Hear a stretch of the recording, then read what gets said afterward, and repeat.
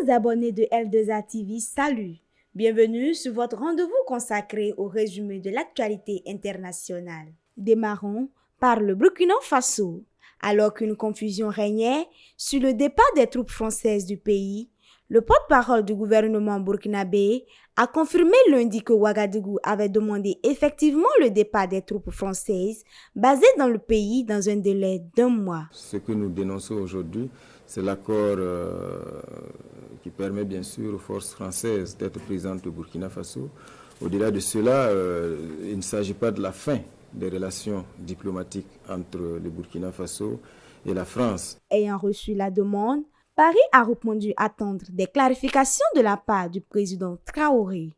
Mais mercredi, la France aurait annoncé qu'elle allait retirer ses troupes du Burkina Faso dans un délai d'1 mois, conformément à la demande. Porté disparu dans des circonstances troubles depuis des jours, un journaliste camerounais a été retrouvé mort dimanche. Martinez Zogo, puisque c'est de lui qu'il s'agit, est âgé de 51 ans et était le directeur général de la radio privée Amplitude FM, basée à Yaoundé au Cameroun, et l'animateur vedette d'une émission quotidienne, Embouteillage, très écoutée dans la capitale camerounaise. Son média, sa famille, des organisations de défense de la presse troublées par les circonstances de la disparition de Martinez dénoncent un assassinat.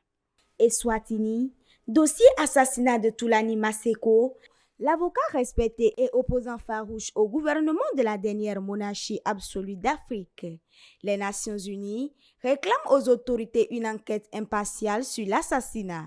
L'avocat aurait été tué le 21 janvier par des inconnus armés à une 50aine de kilomètres de la capitale de l'Est Swaziland alors qu'il se trouvait chez lui en famille. En Côte d'Ivoire, environ 2 semaines après leur retour à Abidjan, les 49 soldats ivoiriens arrêtés en juillet au Mali, où ils ont été condamnés puis graciés en janvier, ont été décorés ce mardi 24 janvier par le chef d'état-major de l'armée ivoirienne. Plusieurs autres déployés dans le cadre de la mission des Nations Unies au Mali MINUSMA ont été faits chevaliers de l'ordre national ivoirien lors d'une cérémonie particulière et chargée de symboles, selon le chef d'état-major Lassina Doumbia. Au matin de ce jeudi 26 janvier, l'Ukraine a déclaré avoir abattu un ensemble de 24 drones kamikazes lancés par la Russie au cours de la nuit. Sur Telegram, l'armée de l'air ukrainienne a indiqué que selon les données préliminaires, l'ennemi a utilisé 24 drones Shahid de fabrication iranienne. Tous les 24 ont été détruits par les forces ukrainiennes, a-t-elle ajouté, relate l'AFP. Ce sera tout pour l'Inter en bref de cette semaine. N'oubliez surtout pas de vous abonner et d'activer la cloche de notification. À très bientôt sur L2A TV.